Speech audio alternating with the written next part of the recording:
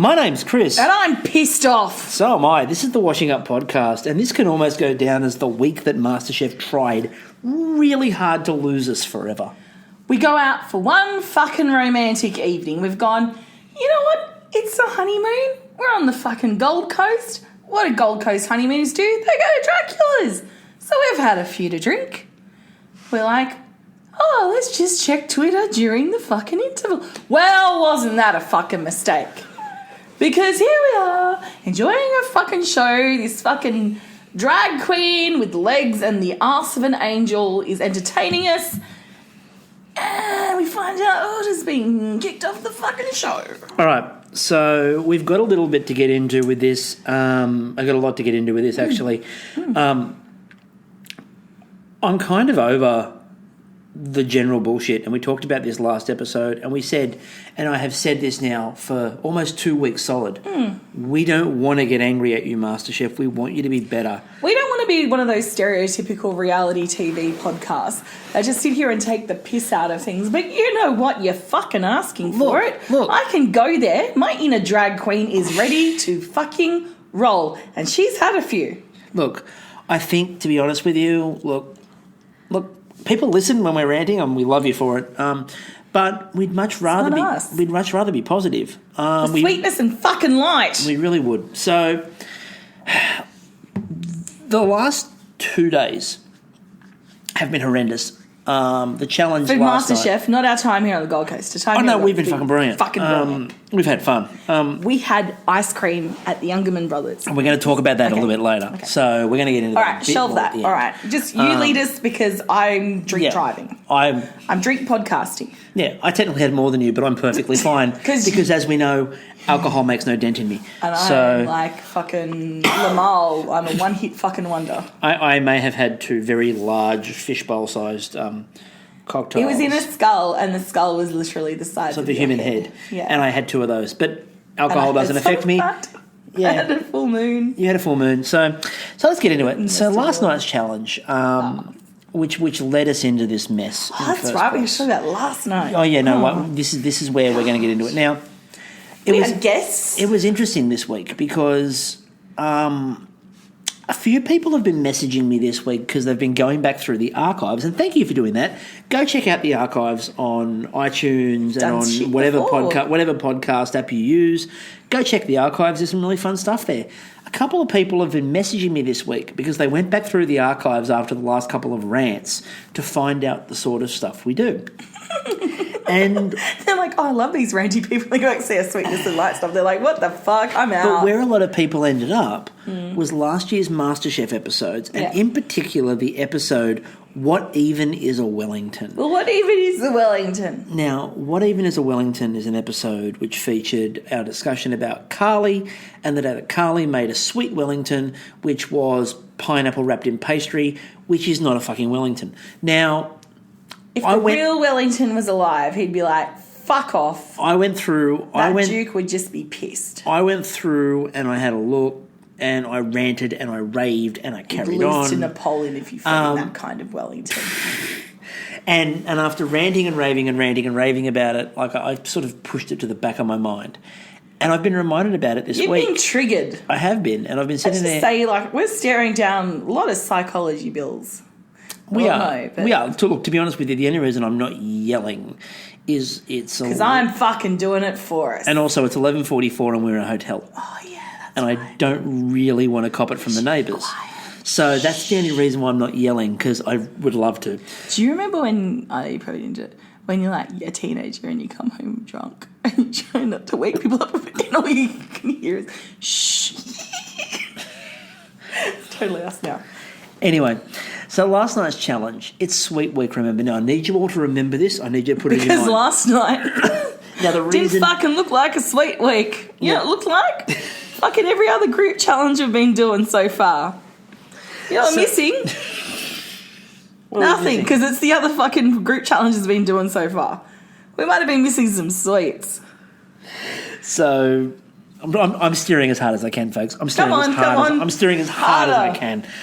Drag this oxen to its plough. I'm trying. So the reason I brought up the What Even is a Wellington episode is because it just appears to me like What is a street? Turns out that Carly was just a year early, because the challenge last night in Sweet Week was to take over 2 restaurants, Yes. do 4 dishes, 2 savoury, 2 sweet, make the 2 savoury ones taste sweet, make the 2 sweet ones taste savoury. Carly was just, and Pete, who made the pineapple sausage roll earlier in the season, they were just... Keep talking. They were just early. They were...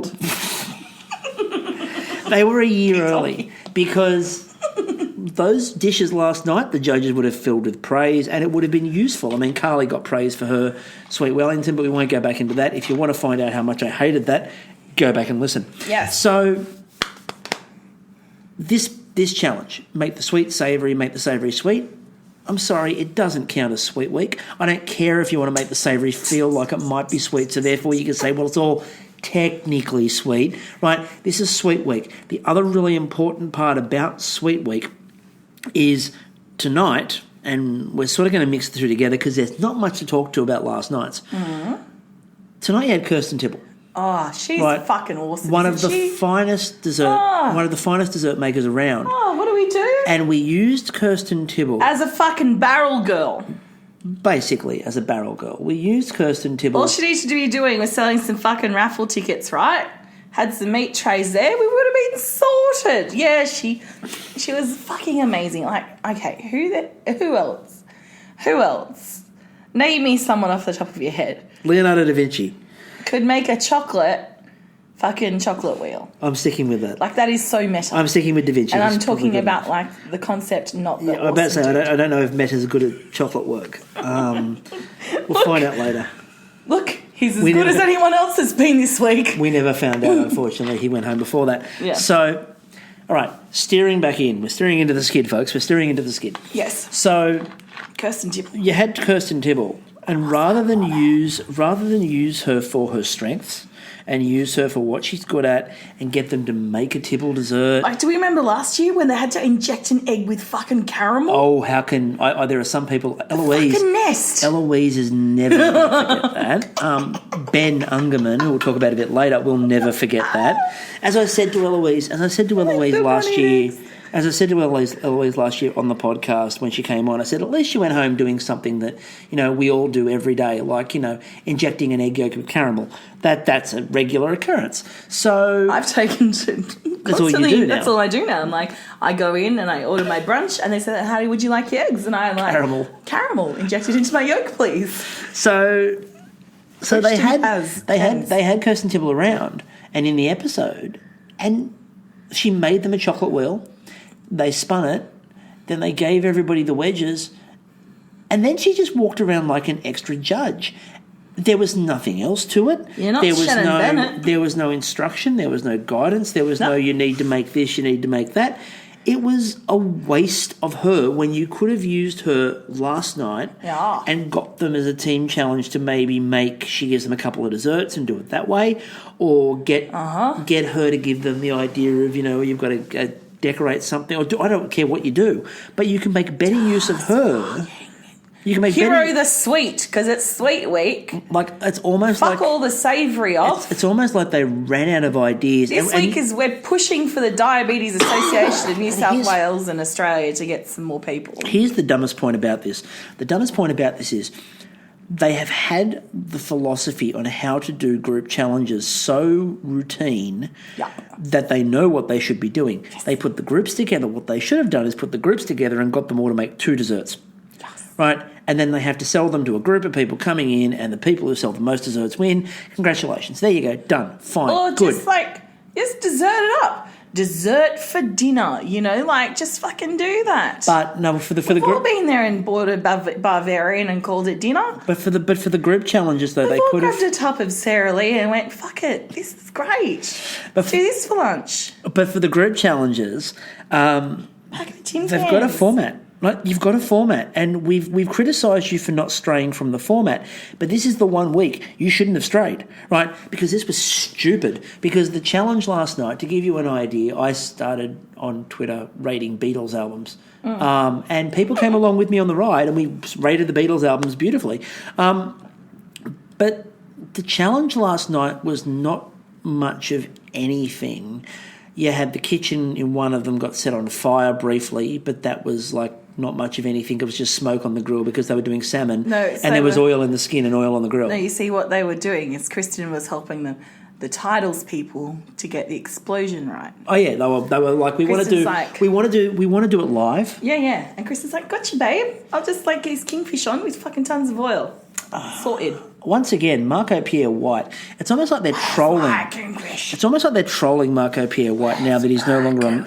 Now that Marco Pierre White's no longer on the show. Where's my kingfish? They've used kingfish so much this year. It's almost like it's a trolling. It's a trolling job. Where's my kingfish?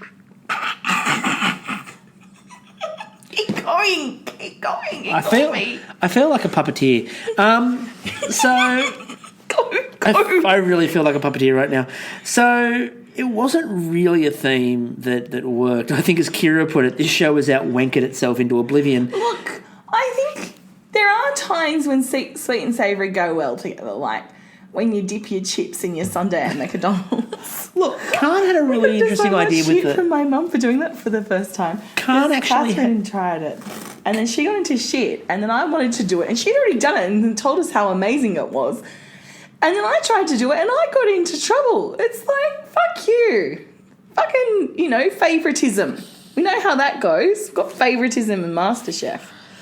I'm the middle child. So anyway, Khan tried something that was really interesting last night, but went the wrong way about it. So he decided that he was going to try to roast the cauliflower whole on the end of the skewer. Now... throw a big stick and couldn't help himself. Poke it in there. We were all sitting grab a here. hold of your rod, shove it in deep, just rub it up. We were all sitting there,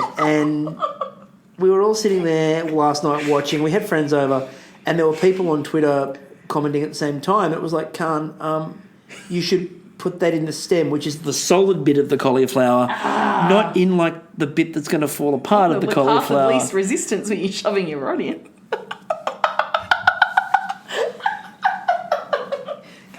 I'm starting to regret this idea, folks. You can keep going. I did also suggest to Hoda that she should have topped a steak with Persian fairy floss and been done with it. You said topped. Keep going. So I'm hydrating. I'm breathing, folks. So I also thought with the cauliflower that Matt got a bit pissed off. He was mortified. But the reason... he taught everyone to make cauliflower, and now he's the cauliflower king. And Khan is just desecrating his sacred object. He was half a minute away from turning around to everyone going, if you just paid attention to me the other week, you'd know how to fucking do this.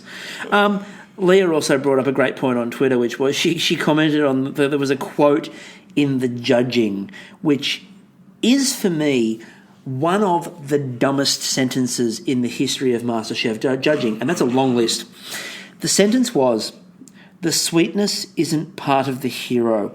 Now,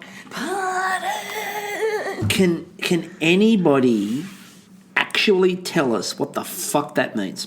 The sweetness isn't part of the hero. It is a nothing sentence. There is no substance to it. There is nothing to it at all. What does it mean? It makes absolutely zero sense. What is that? It's ridiculous. I'm drunk and it's ridiculous. It is ridiculous. You are right. You are very right. Fucking ridiculous. Keep going. So let's move on. Yes. So the other thing that annoyed me last night, and I got corrected on Twitter for who it was, and thank you very much, Neil in particular, who reached out and told me. It was Tim, Neil, or as we should call him apparently, Sarah. Yes, Sarah, who's been on this Neil P fucking Twitter account for the past 3 to 4 years. Apparently, just setting up for her to run on MasterChef. Yeah. So, well done, Neil. Cheering on a whole lot of other people before this point. Yeah, well done. I do remember Neil being quite an avid Tamara fan. Yeah, well done, Neil / Sarah. But Neil pointed it out, it was Tim. But they when Jess did the fish sauce caramel, which for a start still sounds disgusting, and I don't care how many times I hear it. God. They turned around. They turned around to Jess and they went, "I can't believe at 19 you'd come up with something. Where the hell did you get that idea?" And I'm sitting here thinking to myself, Tim did it like in week 2. Like, Tim did it in week 2. Number so 2. Where on earth does she get this idea from? That's an amazing Week 2. idea. The answer is earlier this season when Tim did it. Right? So it's just like they're not even paying attention to their own show. So that sort of gets us to the end of last night. I didn't really even care, to be honest with you, which team was going through and which team wasn't. And part of the reason for that is that, like, I'm looking at everyone on that team going, okay, well, if they go to elimination, there are some people that are going to be safe, but there are some people that are probably not going to be safe. And, with Hoda's team going through, the bonus was Chloe was going into elimination. The other comment was, by the way, there's two things. First of all, I was so out of focus last night, and I commented on this on Twitter. And yes, I'm reading my tweets out, so what? I'd been so out of it that I actually missed the fact that Reece made a grenada. Yeah, because he turned it into a Slurpee afterwards. It was a Slurpee. He went, I can't grenada this thing. And the other question I had with the judging... Have you tried my new onion squishy? Ooh, and chutney squishy. You can really taste the chutney.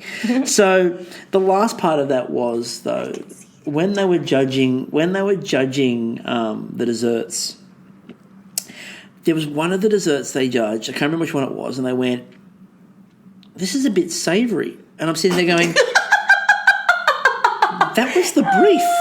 The brief was to make the desserts. Cucumber in it. Yeah, and it's a bit too savoury, isn't it? I'm like, you wanted them to make the dessert savoury. Did you not remember your instructions?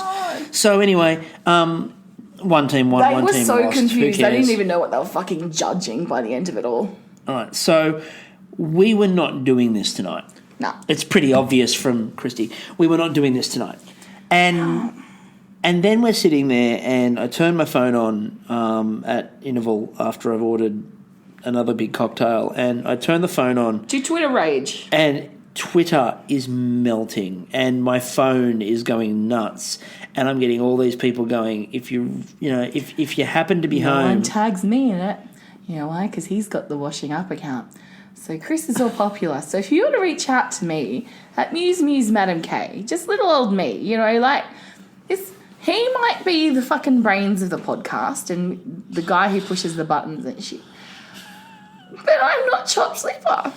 I'm here too. You can always just add me to those tweets. I don't mind. Reach out to Christy, please. For the love of God, someone reach out to Christy. Just occasionally. Just a bit of love. That's all I'm asking. You good? Yep. All right. Because I'm going to get a bit more serious now. I'm going to get a bit more serious on this one. I will focus. I've already said it, but why you get Kristen Tibble on to do this is beyond me. But they're talking about the fact that she's MasterChef royalty in terms of they bring her in all the time, the amazing stuff she creates and comes up with. They bring her in for this crap. Yeah. And she almost had a look on her face halfway through it like, what the fuck am I doing?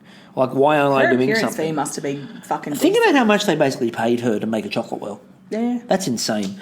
Now, we got them in there. We got them ready to go. I also felt a bit bad for a certain dessert queen. No. An actual dessert queen. Oh, Kristen. Yes. Kristen got fucked over because they bring Ms. Tibble in and she comes in and Jess fangirls all over her, and Jess and Reece do the whole, oh my God, we can't believe we're there. And, meanwhile, the person who's been actually killing desserts consistently is up on the game. Let her talk. Well, ignore the fucking, fire week. Yeah, let her talk. But everyone melted down there. So we sat down, they've gone, we don't want, all these different flavours, you've got to spin the wheel. It's the first time I've ever agreed with Ben on anything that he's ever said when he said, I don't want banana. I'm with you, Ben. We went to the Big Banana. It's fabulous. I told you about that. Yeah, it's not fabulous. It's disappointing. Oh, that's right. No, the sundae was fabulous. I need to remind you. The sundae was and fabulous. And the tea towel, the really naff tea towel we got my mum, is fabulous. So the chocolate wheel was magnificent, but pointless. Well, it's because you know what you could have... Okay, here's a few ideas of what we could do in terms of fucking up in the game here. Dessert with a moving part. Because we've seen that before. Someone did a fucking pie that was in the shape of gears and it actually turned and the pie's interlocked. That's British Bake Off. That's Great British Bake Off. We've seen fucking Dave with his, remember his cake last year that was suspended? That's Australian Bake Off. We've seen some cool shit. Not to go back to the Bake Off theme and all that, but go and watch Bake Off. There's good shit out there. It's so possible to do it. And what's disappointed me about Sweet Week, and again, this is supposed to be MasterChef. And again, our bread and butter is that not bake. Fucking nailed it. Our bread and butter is Bake Off. Because if they do Australian nailed it, I need to be like the chick on it. I won't be as I love Nicole Byers, but I don't like her on nailed it. Look, again, our bread and butter is doing Bake Off, and we try to keep them separate. But MasterChef brings it into our wheelhouse, into the Bake Off's wheelhouse, and then fucks it up the whole week. We're going to comment on it. We can't avoid it. Khan gave me one of my favourite lines of all time tonight when he asked, where does Bicarb live? And us in our sort of we've had a few drinks state. I've gone the Carby house. The Carby house. Makes sense. Little Bicarb is in and then Khan followed that up by talking about the fact that he was making a drunken sticky date. We've all been there. I'm on one right now, realistically. Because technically I was a drunken sticky date because we're on a date. And, on my, cocktail, it came with fairy floss. It did. Not Persian fairy floss, but fairy floss. No, just the normal. And it wasn't disappointing because it also had alcohol. And it was so tasty, but my fingers got very sticky and so did my phone. So technically I'm on a drunken sticky date. So, look, I'm not going to go through everyone's dishes because I don't know if we've got the focus.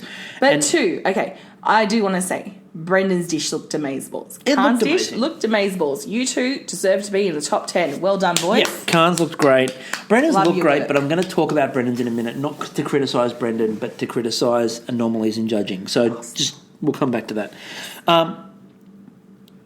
It's about two people tonight. It's about Hoda and it's about Ben. So they go over to Ben. Ben says, I'm going to make a lamington. George praises him for keeping it simple and says, 3 elements, really simple, I like it. Hoda says, I'm making cake pops. And they look at her as if to say, that is really basic. She may as well said, look, I'm just going to take a dump on the bench and serve that up to you. So it was on one hand, when Ben says he's doing a lamington, they go simplicity. Woohoo, that's great, that's fantastic. Hoda goes, I'm going to do cake pops. It's something I make at home all the time. My kids love them. I really like making them. They're enjoyable. And they're like, isn't that a bit simple? It's hang on a minute. What do you want? Do you want simple or do you want fucking complex? Okay, now what would be more disappointing for me then? Because at the time when he said he was doing a lamington, they went only 3 elements. The sponge, the jam, and then they said the outside, the coating, and the way they did the coating. There's 4 technically, because cream in the middle. But anyway, you really can't fuck that up. Well, you can, but we'll come to that. It's ox cream or something. So there's only 3 elements, Whale and then they went, don't try to reinvent the wheel. Milk whales, because they're mammals. So, do their calves drink the milk? You go and try. I think they do. But you go and try. Do whales have nipples? Do dolphins? They're mammals. Answers on the back of a postcard, people. Answers on the back of a postcard. So they said, don't screw up a classic. No, don't do that. And then... Don't fuck with the lamington. And then Ben fucked with the New Zealanders lamington. will kill us. Then Ben fucked with a lamington. And not in an American Pie kind of way. He fucked with a lamington. He's got the CWA after him now. They're dangerous. The hit women. They're fucking ninjutsu women. They're fucking dangerous. They'll kill you. They'll cut you with a fucking They will pumpkin scone you to death. Rock cakes. Fucking explosive rock cakes. And then they turned around to Hoda and said, you've got cinnamon in every element there. Isn't that going to burn them? And by that point, if I was Hoda, I would have been so pissed off. I would have just upped the cinnamon and everything. And then added a ghost chili. Tried to burn them. And you went added a ghost chili. Which I need something to cut through it. I'll fucking cut you through it. Okay. So, Hoda, every time they came over to Hoda's bench. Chew on that, bitches. Every time they came over to Hoda's bench. It didn't like that. What are you doing, cake pops? They looked at the cake pop with absolute disdain and disgust. People couldn't hide the look of horror on her face at the fact that Hoda was doing this. Gary just kept on rolling his eyes at her the whole way through. And she's like, no, it's going to work. I'm doing this, I'm doing this, I'm doing this. And they just kept on looking at her like, why are you doing cake They're pops? like, don't make it too dense. Nerd alert, Gary. Cake pops are supposed to be fucking dense. Cake pops are very dense, right? Even if you've watched, and again, we're going to reference it for a second on a podcast. We could be wrong, but every fucking cake pot I've had is essentially just mushed up, stuck down, bolted together cake. No, that's what they are. If you go back, again, use Nailed It as the example because they did them on Nailed It, which again, I know it sounds weird to reference Nailed It for this, but it's true. What cake pops are essentially you bake the cake, you then blend the cake in with the buttercream, you use that to hold it together, you compact it in. Yep. You put them in, you set them, and then what I did was top them with the cinnamon and top them with meringue And chocolate, which was actually fucking tempered. And top them. Yeah, she did temper. You know, it was chocolate. nice. That was good, wasn't it? Tonight we got tempered chocolate, one by a professional, one by a Masterchef. It was great. And so well fucking done. And so you had this situation where She walked out the door and suck on my pops, bitches. Tempered the fucking chocolate. So cake pops are dense, and stick that up here. Anyway, cake pops are dense, and they seem to be shocked that the cake pop was dense. Cake pops are dense. They were shocked that the cake pop was dense. I don't understand it. Meanwhile, it's like them getting a soup and going, "Fuck, this is liquidy." Meanwhile, what do you mean this stir fried's fried? Meanwhile, the lamington, right? So let's get to jelly.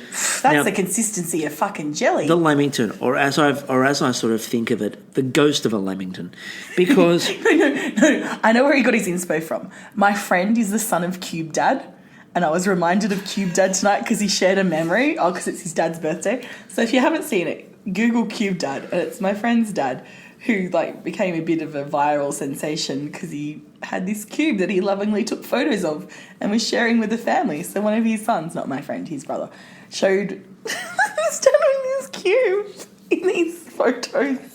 Sort of with glasses on reading. It's great. So that's where I reckon he got his inspo from. Okay, so there were a few things to note about this.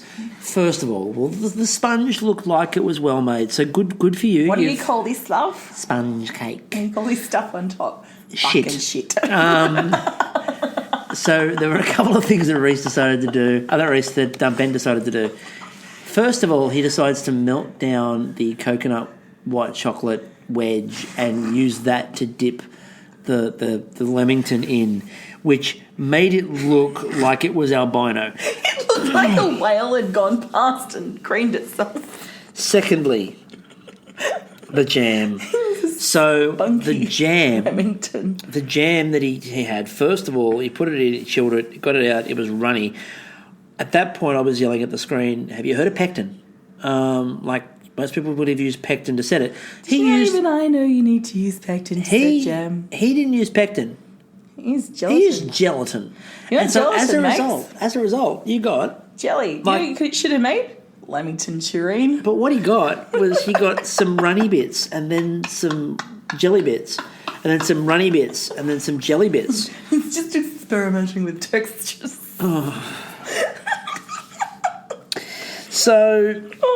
Ben. So it really did look like I know what Lamington looked like. No. Fucking tampon. Oh dear. Anyway, moving on. Moving on. So they get to judging.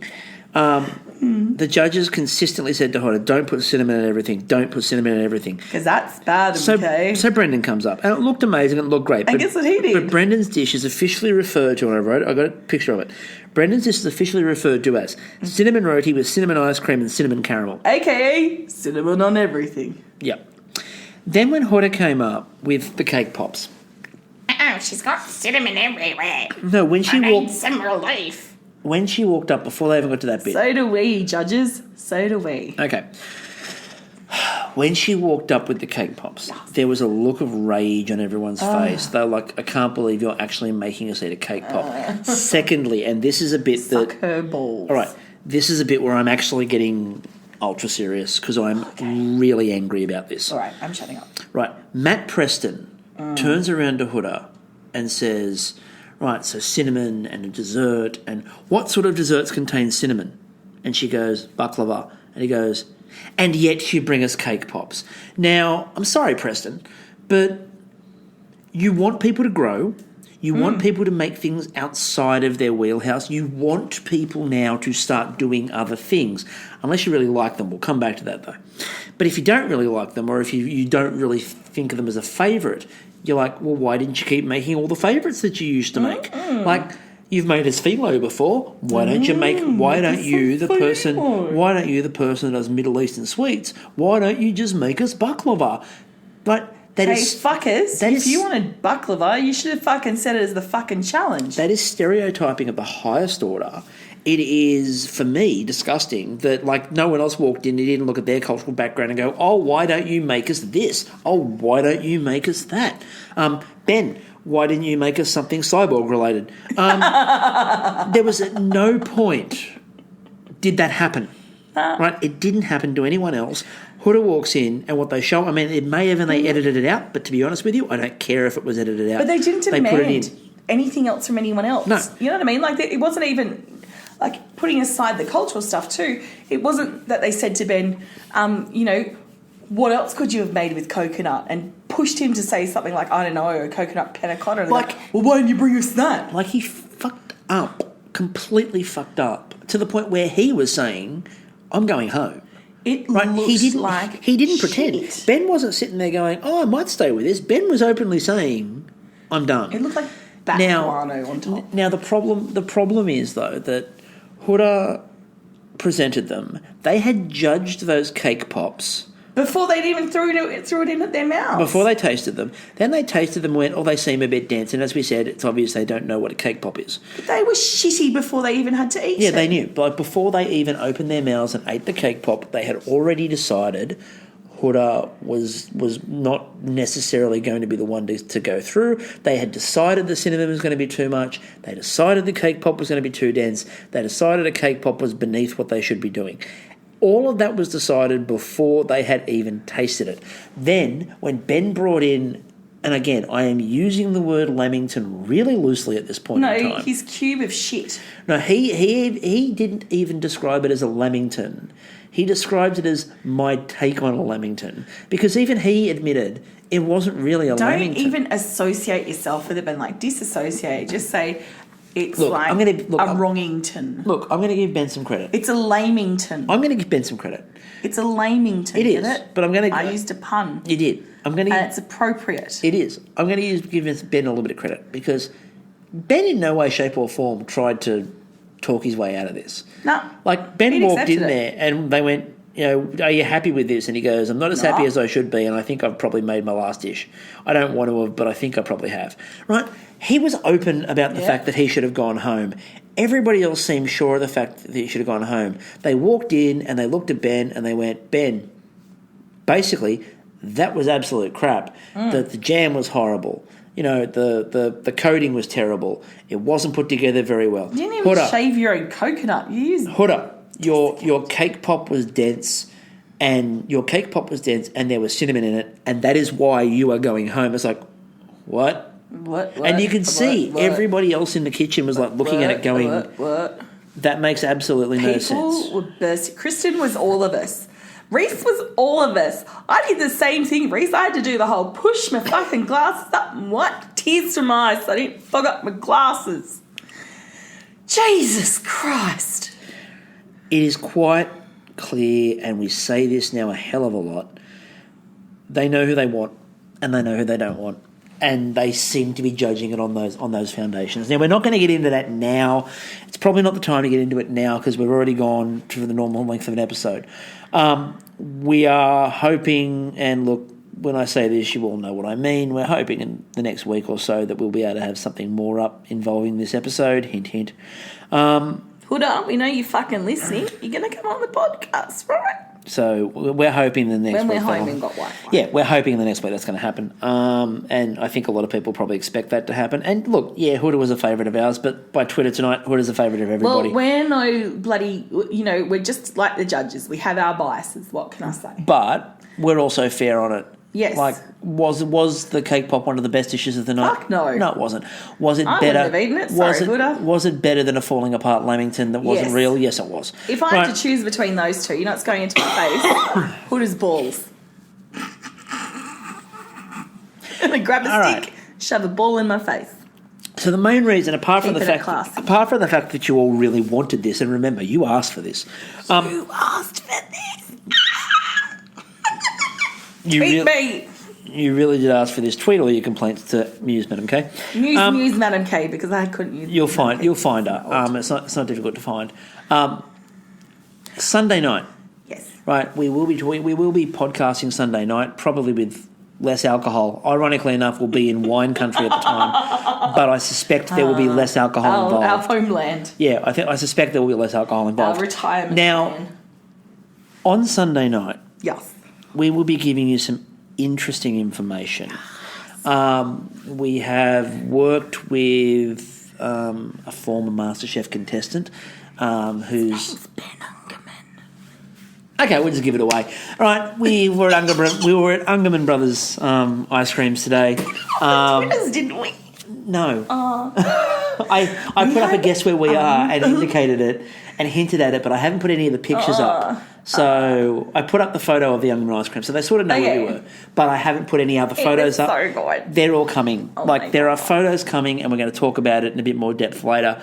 But we were down there today. And he's still as passionate as he was on MasterChef. And legitimately, I know there are a lot of people out there going, "Oh, Ben did nothing but make ice cream. If you'd eaten the ice cream that we'd eaten, you would have." You wouldn't want him to do anything but. All right, so we're working alongside. We were sort of working alongside him today, and he has given us something that we are going to be talking about on Sunday. Okay, I'm not saying anything. And we're going to then potentially have a bit of a giveaway on the podcast. Prizes! We have a prize. Prizes. You don't have to ask what'll it be. What'll it be? You don't have to ask that because on Sunday night we will reveal not only what it is, but how you can possibly win it. Yeah. So we've got something very exciting for the podcast. We're really excited, and we'll talk a little bit more as well on Sunday night about our day at Ungerman Brothers Ice Cream. But just to say right now, if you happen to be anywhere near Ipswich or within driving distance of Ipswich or within flying distance of Ipswich,